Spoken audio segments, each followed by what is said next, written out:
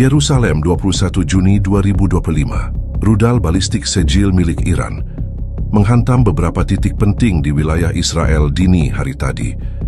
Serangan ini terjadi secara mendadak dan berhasil menembus sistem pertahanan udara Israel yang selama ini diklaim sebagai salah satu yang terkuat di dunia. Puluhan ledakan terdengar di wilayah selatan hingga pusat kota Tel Aviv.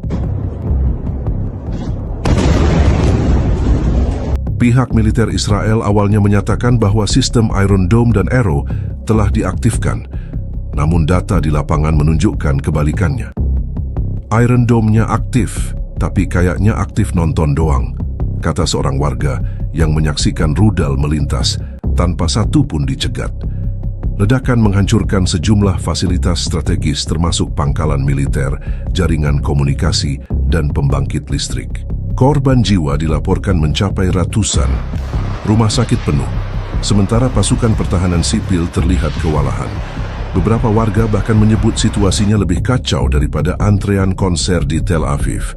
Bedanya kali ini, tiketnya rudal, bukan festival. Perdana Menteri Israel Benjamin Netanyahu langsung menggelar konferensi pers darurat. Ia menyatakan bahwa negara dalam keadaan darurat nasional dan meminta dukungan dari dunia internasional. Namun respons dunia, khususnya Amerika Serikat, tidak seperti yang diharapkan. Gedung Putih hanya mengeluarkan pernyataan prihatin dan menyarankan, jangan dibalas dulu, nanti ribet. Beberapa sumber menyebut bahwa ISIS khawatir intervensi langsung akan memicu Perang Dunia III. Netanyahu yang biasanya lantang, kali ini terdengar seperti operator telepon yang baru ditinggal shift. Panik, bingung, dan sinyalnya hilang. Di media sosial, warganet internasional ramai-ramai membuat meme tentang kegagalan sistem pertahanan Israel. Bahkan, tagar rudal lewat aja jadi trending. Belum ada balasan resmi dari Israel terhadap Iran, tetapi militer dilaporkan sedang dalam tahap konsolidasi. Namun, dengan kerusakan yang masif dan moral pasukan yang terguncang, banyak yang bertanya-tanya, Israel siap menyerang balik, atau baru sadar mereka bukan di film Marvel. Serangan rudal Sejil dari Iran tidak hanya menyebabkan kerusakan material, tetapi juga menghancurkan stabilitas dalam negeri Israel.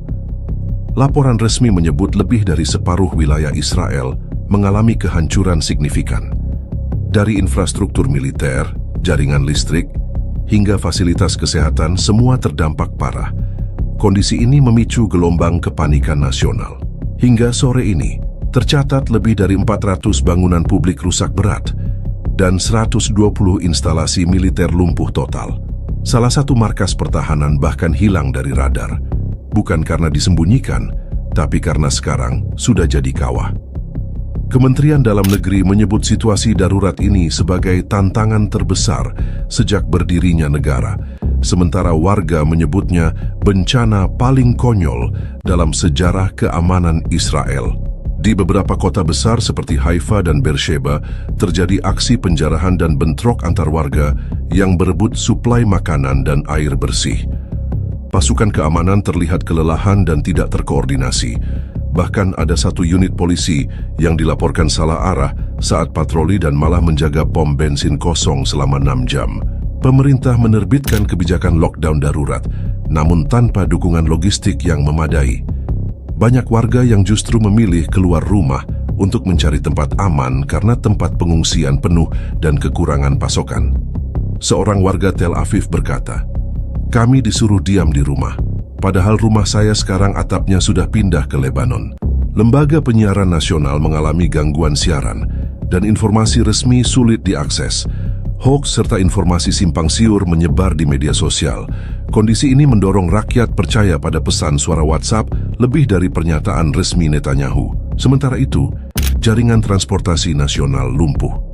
Bandara Ben Gurion ditutup total dan sejumlah pesawat dievakuasi ke Siprus. Kereta api berhenti beroperasi dan jalan tol utama dipenuhi kendaraan yang ditinggalkan pengemudinya. Tampaknya, satu-satunya hal yang masih berjalan lancar di Israel saat ini hanyalah kabar buruk. Di dalam tubuh militer sendiri mulai muncul suara ketidakpuasan. Beberapa mantan jenderal mengecam strategi pertahanan yang dinilai terlalu percaya diri dan terlalu banyak PowerPoint.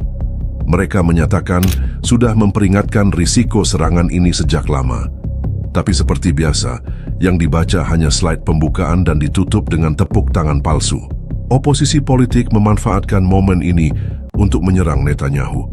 Mereka menuduh pemerintahan saat ini telah gagal total dalam menjaga keamanan nasional dan meremehkan ancaman nyata dari Iran.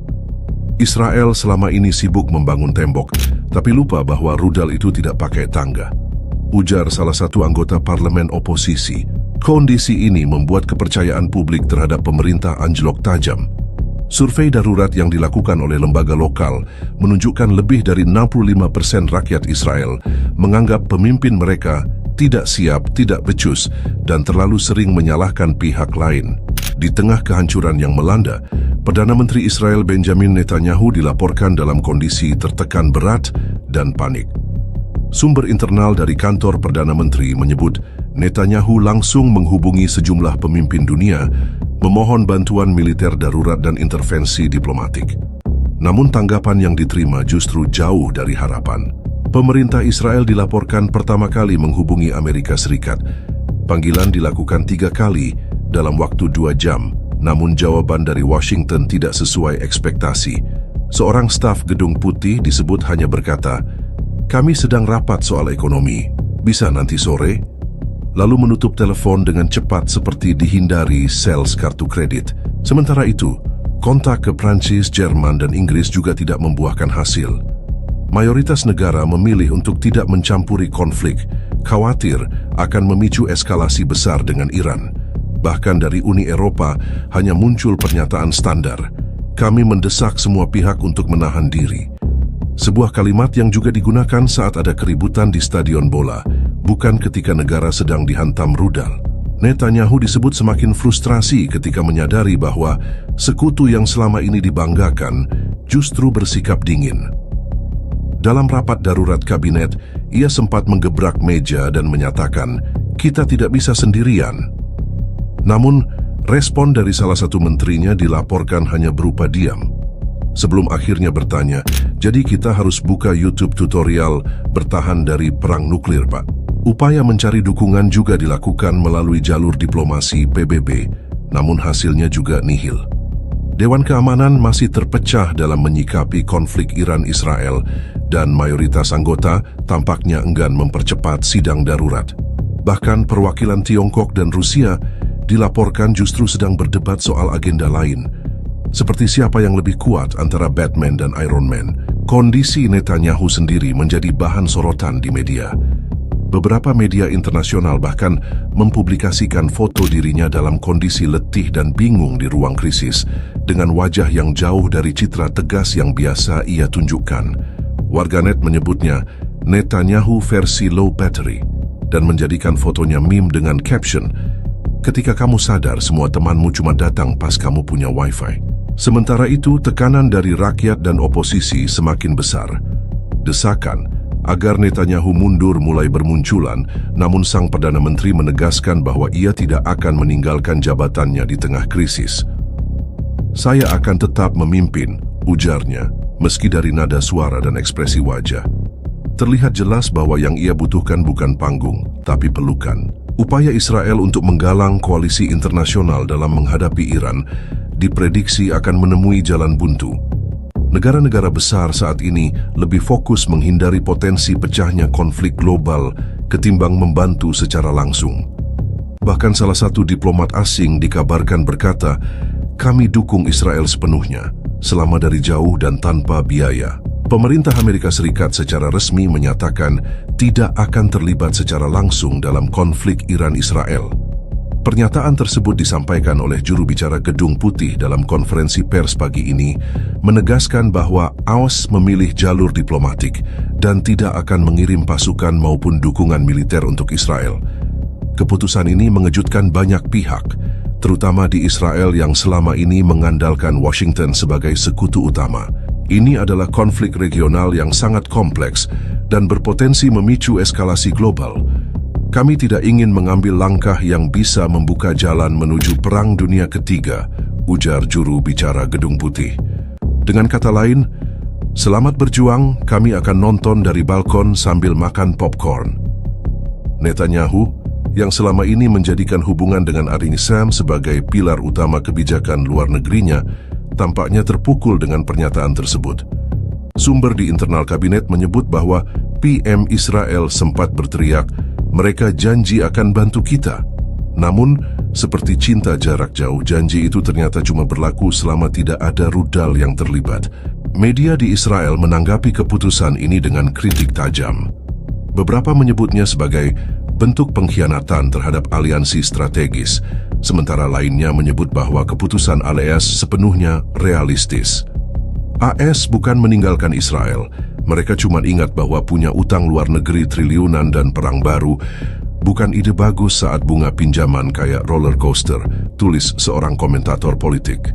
Dari sisi internasional, sikap AS ini justru mendapat pujian dari beberapa negara yang selama ini khawatir bahwa keterlibatan Washington akan mempercepat eskalasi menjadi konflik global.